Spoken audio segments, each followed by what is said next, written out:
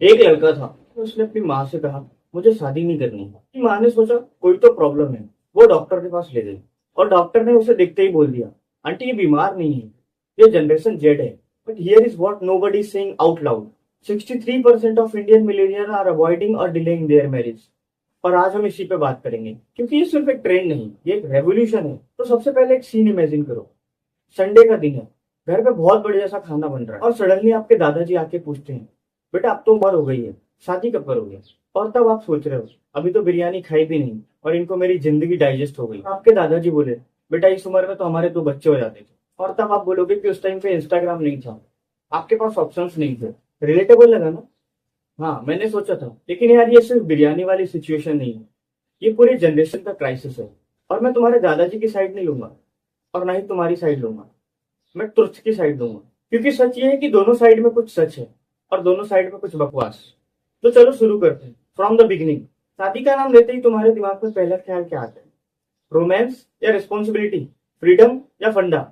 जो भी आया रिमेंबर दैट, क्योंकि लास्ट तक ये चेंज हो सकता है। चलो तुमको रियल स्टोरी सुनाता हूँ।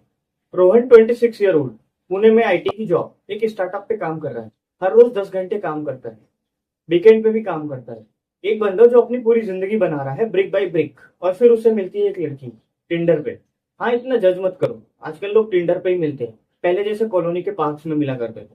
3 महीने तक perfect chemistry, late night calls, सब कुछ। फिर एक दिन उस लड़की ने बहुत सीरियस होकर पूछा कि रोहन हम कहाँ जा रहे हैं इस रिलेशनशिप में।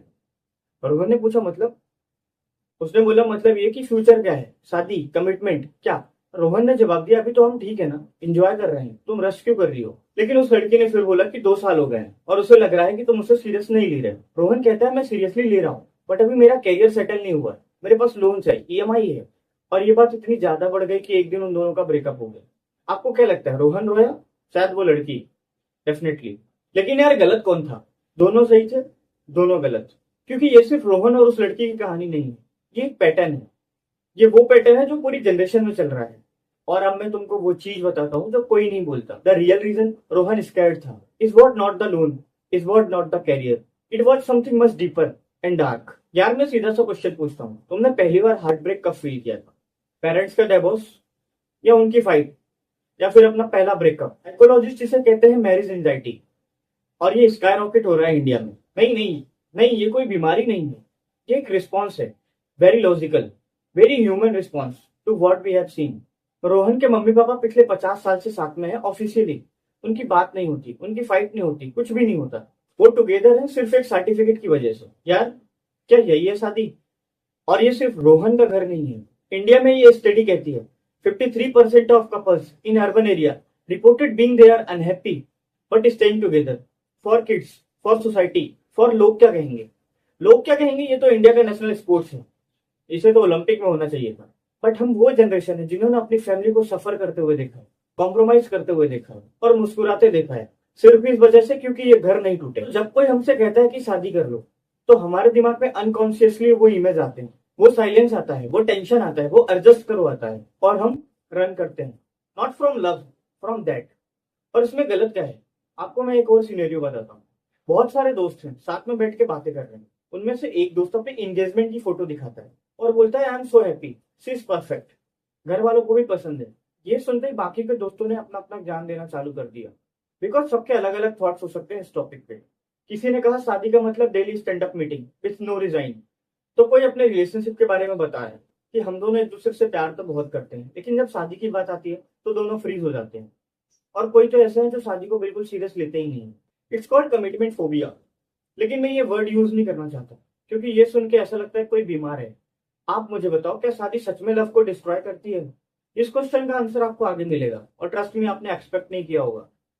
ठीक है, तो अब बात करते हैं उस चीज की जो बिल्कुल भी रोमांटिक नहीं है। लोग कहते हैं प्यार में पैसा नहीं होता। मैं कहता हूँ प्यार में पैसा नहीं होता तो जोमेटो का ऑर्डर कैसे आता है? करंट टाइम में इंडिया की एवरेज वेडिंग कॉस्ट 40 से 50 लाख रुपए है।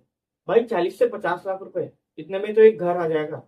ये किसी की पूरी लाइफ की सेविंग है या किसी स्टार्टअप की सीड फंडिंग। और हम इसे खर्चा कर देते हैं सिर्फ 2 दिन की पार्टी में, जिसमें अंकल लोग आते हैं, बुफे में खाना खाते हैं और कुछ तो ऐसे होते हैं जो गिफ्ट भी लेके नहीं आते। ये जो हमारी जनरेशन है, ये already student loan, career pressure, inflation, इन सब चीजों में सर्वाइव कर रही है। और ऊपर से सोसाइटी कहती है शादी कर लो, ज्वाइंट फैमिली में रहो, बच्चे पैदा कर लो। मैं ये नहीं कह रहा हूँ कि शादी मत करो, मैं ये कह रहा हूँ कि ये फाइनेंशियल रियलिटी रियल है, ये लेजीनेस नहीं है, ये प्रैक्टिकली है। तो अब मैं तुमसे सीधी बात करता हूँ जो इस जनरेशन के लिए है। इस जनरेशन को, हमको बहुत बार हर्ट किया गया, by people be loved, by people be trusted. पहला प्यार जिसने घोस्ट कर दिया, दोस्त जो भूल चुके हैं, फैमिली जो सुनती नहीं जब कोई कहता है ट्रस्ट मी फॉरएवर, शादी कर लो, हम एक सेकंड के लिए रुक जाते हैं अपनी सेल्फ प्रोटेक्शन के लिए, क्योंकि हमने सीखा है कि हमेशा कुछ नहीं होता, कि लोग चेंज हो जाते हैं, कि फीलिंग फेड हो जाती है। और ये लीगल सर्टिफिकेट किसी को रोकने का काम नहीं करता, ना फिजिकली ना इमोशनली। और ये सोच के हम डरते हैं, और इस डर को साइकोलॉजी में कहते हैं अटैचमेंट एंजाइटी। सिंपल लैंग्वेज में, अगर मैं पूरी तरीके से उसको प्यार करता हूँ और फिर वो चला जाए तो मेरा क्या होगा? मैं तो टूट जाऊंगा। आप जितने लोग भी ये वीडियो देख रहे हो, जो एग्जैक्टली ये फील कर रहे हो, आप मुझे कमेंट करके बताओ कि आपसे ये कनेक्ट हुआ। और देखो, ये फील करना गलत नहीं है, बट ये फियर तुम्हारी लाइफ को डिफाइन नहीं करना चाहिए। इसका ये मतलब नहीं है कि तुम शादी मत करो, इसका सिंपल सा मतलब है पहले खुद को हील करो। ओके, तो अब वो पार्ट जिसमें तुम्हारे दादाजी मुझे ब्लॉक कर सकते हैं, क्या शादी एक आउटडेटेड कॉन्सेप्ट है? मैं ये बस पूछ रहा हूँ। शादी का कॉन्सेप्ट 500 साल पुराना है। एक टाइम पे ये प्रैक्टिकल था, प्रोटेक्शन के लिए, दो फैमिलीज में रिलेशनशिप बिल्ड करने के लिए, प्रॉपर्टी ट्रांसफर करने के लिए, और भी बहुत सारे रीजन थे।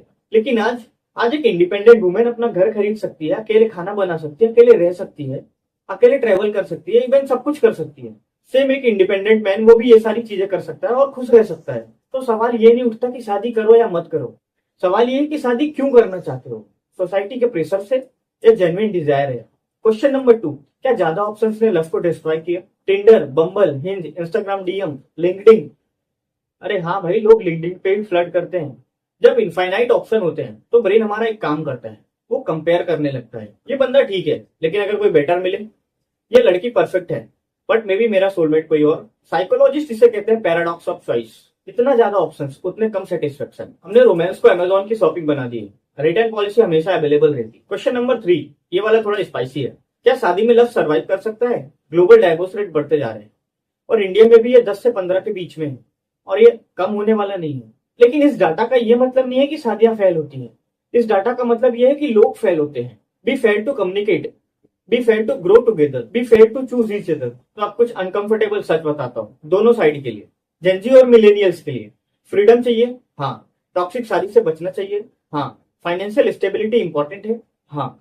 ये सब सही है, लेकिन ये भी सच है, कुछ लोग फियर को कन्वेंस बना लेते हैं। अभी टाइम नहीं है का मतलब होता है कभी कभी होता है, मैं रिस्क नहीं लेना चाहता। कभी कभी सेटल नहीं हुआ का मतलब कभी कभी होता है कि तुम वल्नरेबल नहीं फील करना चाहते, और ये अवॉइड करने से सॉल्व नहीं होगा। लोनलीनेस यार एक रियल पेंडेमिक है। स्टडी कहती है 35 प्लस के बाद जो लोग कंप्लीटली अलोन रहते हैं उनकी फिजिकल और मेंटल हेल्थ ड्रामेटिकली डिक्लाइन होती जाती है। तो ये जो आप कहते हो ना मैं अकेला ठीक हूँ, ये अभी ठीक है 25 से 28 साल के बीच में, लेकिन उसके बाद ऑनेस्टी को रिकंसीडर कर लेना। तो पेरेंट्स और सोसाइटी के लिए स्टॉप यूजिंग गिल्ट।